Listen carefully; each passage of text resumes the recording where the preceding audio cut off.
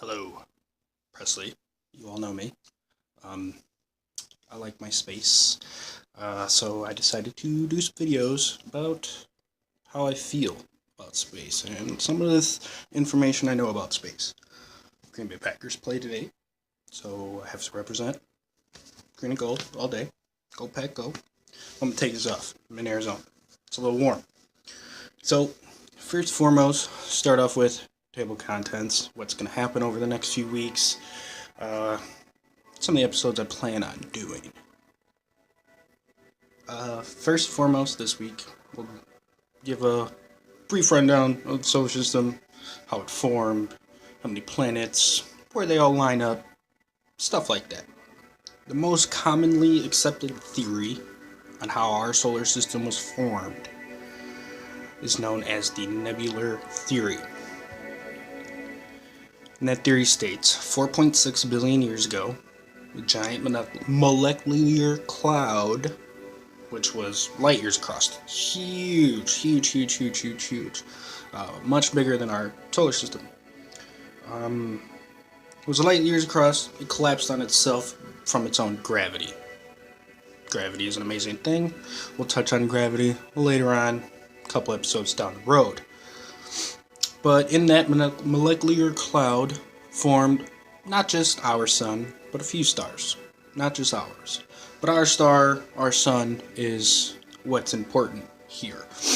All the gas that formed our solar system is still, to this day, more massive than our solar system, so it all condensed. That's where the gravity comes in. It condensed down, and that's what ignited our sun. Gave it that spark to flash. Now we all have light.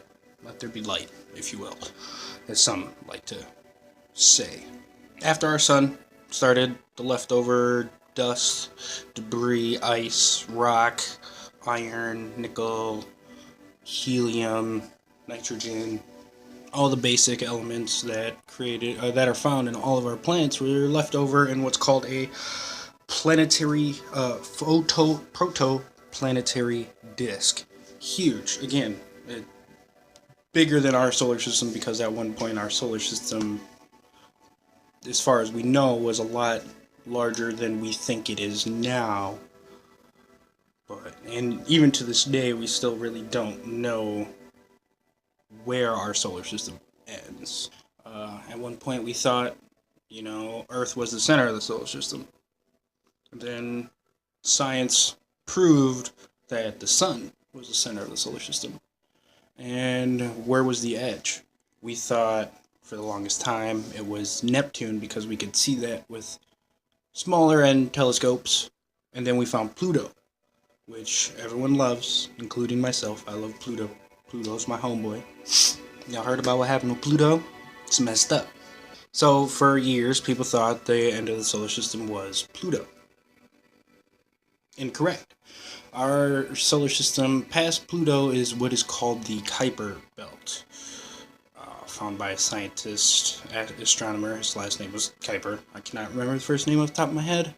Maybe I should find that out for you. I'll post that in the comments below.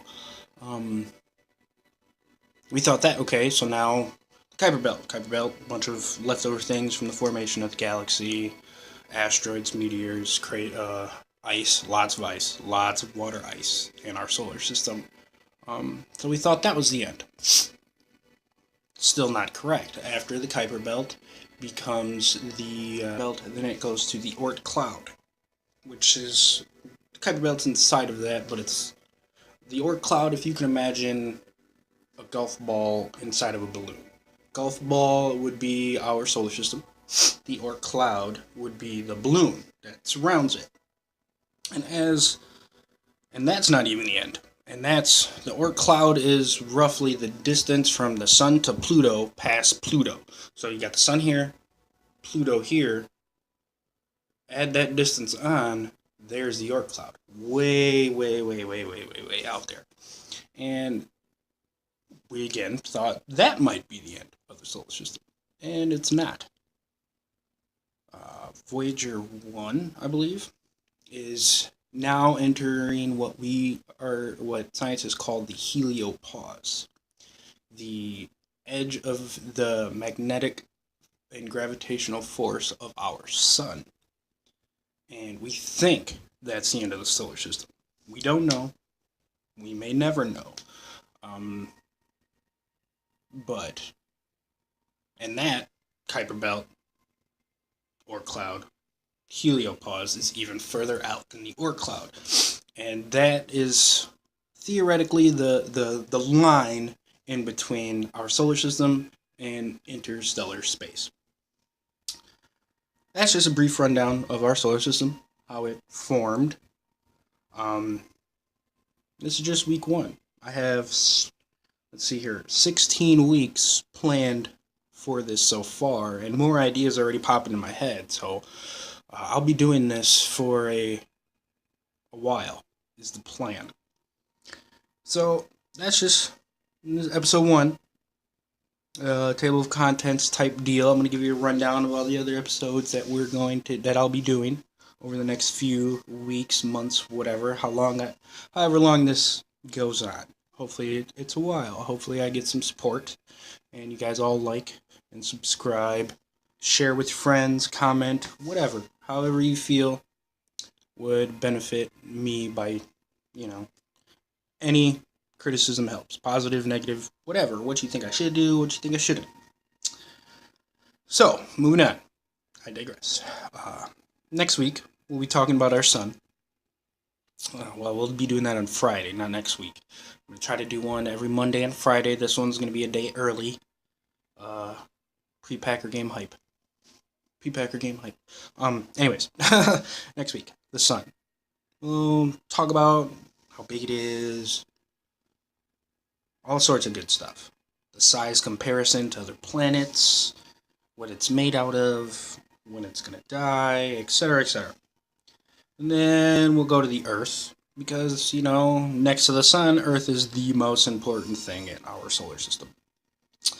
And then after the Earth, we'll go to the Earth's evil twin, as some like to call it, known as Venus. And then after Venus, we're going to go to our little rock that could, aka Mercury, the smallest of the planets. Why I'm doing them in this order? I just want to, I guess.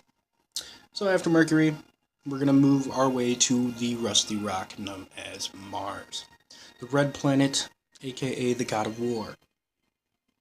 We all knew that. Roman and Greek mythology. Yeah. Alright, so after Mars, I want to get into gravity. The effects of gravity, how it helps everything. Without gravity, I don't think any of us would be here. And then after that, after gravity, we're going to move a little further out in the solar system. We're going to move to the asteroid belt, where a lot of the leftovers from the inner planets are now residing, orbiting in between Mars and Jupiter. And after the asteroid belt, it only makes sense to continue on to Jupiter, the king of the gods, as some like to say in ancient Roman and Greek mythology. It's the largest planet in our solar system. It is a supergiant planet ball of gas, which is just huge. Blows my mind how big it really is.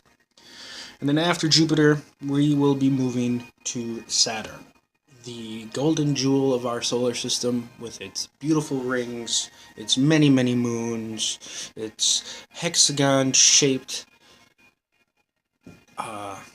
swirl at the North Pole.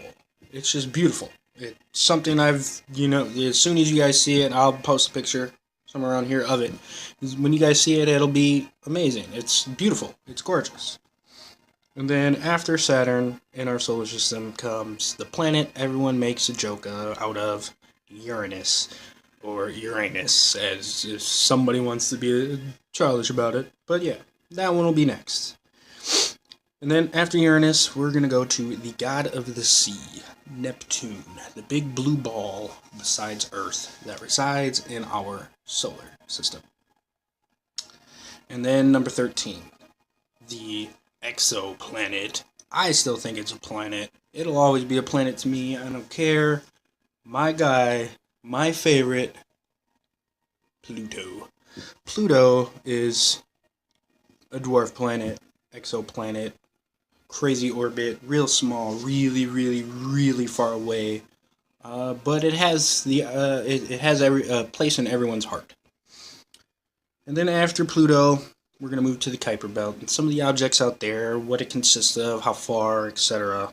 And the Oort cloud, which is further out still, and then the heliopause slash heliosphere, as some call it.